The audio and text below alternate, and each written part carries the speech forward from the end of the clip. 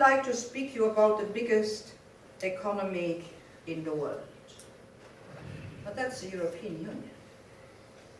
In 2013, the European Union brings together a population of 507 million citizens compared to 317 million in the USA. It accounts for 7.3% of the world population compared to 4.5% in the USA. It accounts for 23.2% of the world GDP.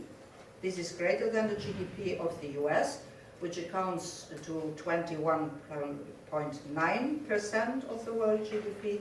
It is 3 times the GDP of China. We very often forget this. So now imagine you put those 2 GDPs together, the first and the second of the world. What power of economy that could mean. I know that some of you and also some of the students I had a discussion with are complaining about the financial and economic crisis that the EU goes through. We always do too little and we do it too late. And I know you read the professors of economy, the Nobel Prize winners, and what have they written down? They have written down already some years ago. They have given 1 month and 2 months and 3 months, and the euro will break down and Europe will break down. Well, nothing has been breaking down, and I will explain you why. The euro is one of the strongest currency in the world. There are continuously member states who join the euro, so nobody has broken away, and it is the second reserve currency in the world, so people are investing in the euro. They take it as a reserve currency. So all these doomsday sayers, they have not understood. They have not understood that Europe has gone so far that the EU and the euro are irreversible, and that European leaders are very much aware of the implications of their actions on the world economy, not just for Europe. And that is why they take their responsibility. And they do not leave that second biggest reserve currency of the world to be damaged, because that would not only damage Europe, that would damage you, that would damage the whole world. And we see in Europe also, and the contrary here in this part of the world, compromise not as a betrayal, but we see compromise as a way out. That I have also explained on the Hill. And the recent debt drama in Washington has led some Europeans to just now they see it, they always say to us, and now look what they are doing. Now I think we would be wrong to do that. Just as the Americans are wrong to lecture us on things which we don't do so badly, we should not lecture them on things they do badly, because that is not among how you do among friends. We should give a helping hand, and we know that we all have unprecedented challenges, and that there is not a one-size-fits-all solution. So everybody has to develop its own solution, but has to develop it. And see, the Eurozone was in deep crisis for different reasons. I do not want now to do the work of your economy and finance professors, but just quickly to say we have learned the lesson.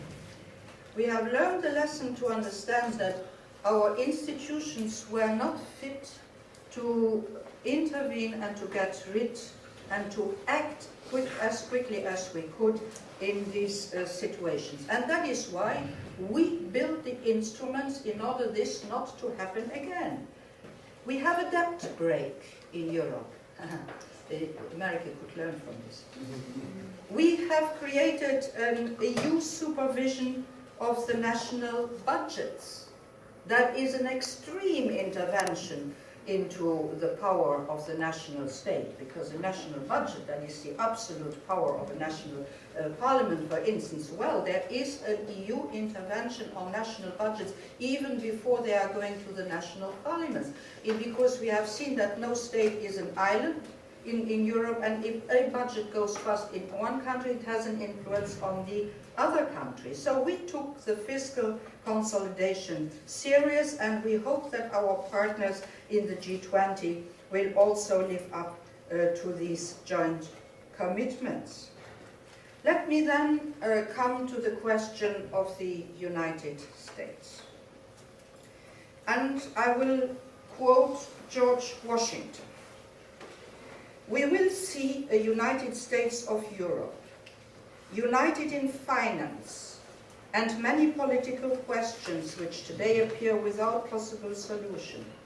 They will be straightened out by financial necessity as surely as the mountain snow melted by the sun runs by nature's law in the streams and the rivers to the sea." That was a little dramatic, but George Washington, he was right. And you see what brought us a step further to the United States of Europe? A financial crisis. It made us to create the federal systems which were unthinkable about before. The banks in a nation state being controlled by a central European bank. That 5 years ago it would have been a horror story. The bank resolution, which we are in the way of producing, not this cozy relation between a national regulator and the bank in its vicinity, but an independent eye in order not to have what we had seen, for instance, in Ireland, where the collapsing of the banks led to the collapsing of the budgets and nearly the collapsing of the state had the European solidarity not come in. So Washington was right. You needed a financial crisis in order to step up a very, very federal institution. And this vision, by the way, was articulated also by Victor Hugo in the mid-19th century. And remember what was going on then. There were bloody conflicts going to come. America, a brutal civil war, divided this country into North and South before establishing the basis of today's union. The European wars, brutal devastation twice within 20 years, and I was so grateful I could have gone to the place where the names of the Yale students who have given their life in those wars have been engraved. And yet, on the basis of all this hatred, we Europeans managed to create something extraordinary. It has never happened in the history of mankind. In the history of mankind, never have nations voluntarily given up their powers in order to share this power with others. It has happened in the European Union. We are today 500 million people who live together in peace and freedom. Those who all 20 years were eliminating some 100,000 of their youngsters in wars.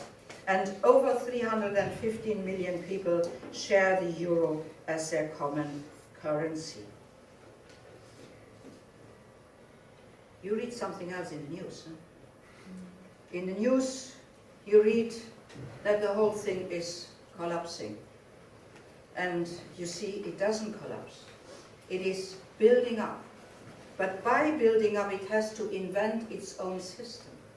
Because never ever this has happened in the history of mankind, so we do not have a system to copy from. We learn by doing. We go step by step. And if you look at the historic space, we are doing it rather quickly. The historians of the next century will tell us that.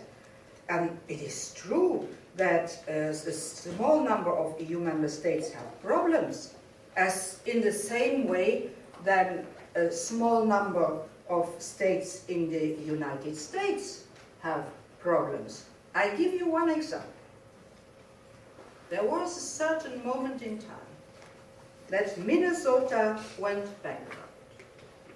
That was not worth a single news in the media. At the main time, Greece had serious economic and financial problems. That made the headlines in all the news because Greece was eliminated. Well, you see, the news were wrong. And why they were wrong? Because those who have written about this, even Nobel Prize winners like Krugman, didn't understand what they were writing about, because they hadn't understood one thing. They have not understood the level of integration and interdependence in Europe, which is so deeply rooted today that it cannot fall apart.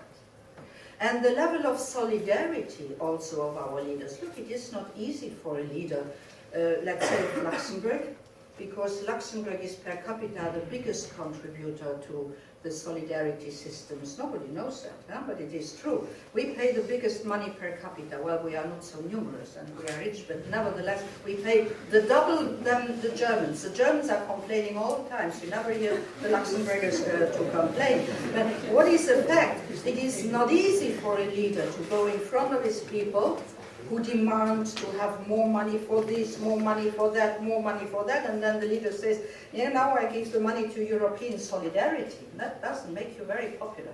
But all the leaders did it. In difficult times, they did it. They went in front of their people and they say, no, we cling together and we help those countries in need. And so, the countries in need, differently than were the front pages of The Economist and of other serious newspapers, are still in the European Union, are still in the Euro and will stay there. But of course, a single market functions in a different way than different individual markets. You have to tear down the barriers. Well, you know that we do not have border controls anymore, that we do not have customs duties anymore, that we have the free movement of people, goods, services and capital, that a European citizen has the same rights if he is north, south, east and west in Europe, if he is in his own member state or in a neighboring member state. So all this had to be established. That's not an easy thing. Explain to your people that the neighbor who is coming in has the same right as your people. You need political courage. We had generations of politicians in Europe who got this political courage and made this continent not to be only, as some still would like it to be, a common market, but it is a common space, a space of freedom and of justice for 507 million people who share the same rights wherever they are in Europe. And then think, you cannot govern ad infinitum by intergovernmental cooperation. There you need to have a central government which must not do everything. The width of the small bridges over a small river, that must not be decided centrally.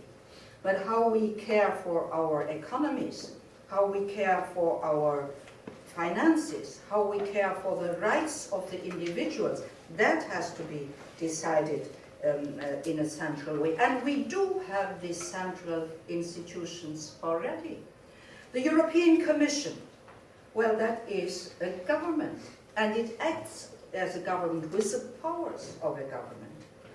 The European Parliament, well, it acts as a parliament. It is a core decision maker for every law which is decided. And the European Court of Justice takes a decision which is applicable on the whole of the European Union. So all those who shout when I say we need the United States of Europe, well, I can say to them we already have it, in a way, but nobody has noticed that we have it. Now, we do not have it in a perfect way. And what we need to do is to have a perfection of the system the system which has been inscribed, by the way, in the treaties. The treaties say that we Europeans are committed to an ever closer union.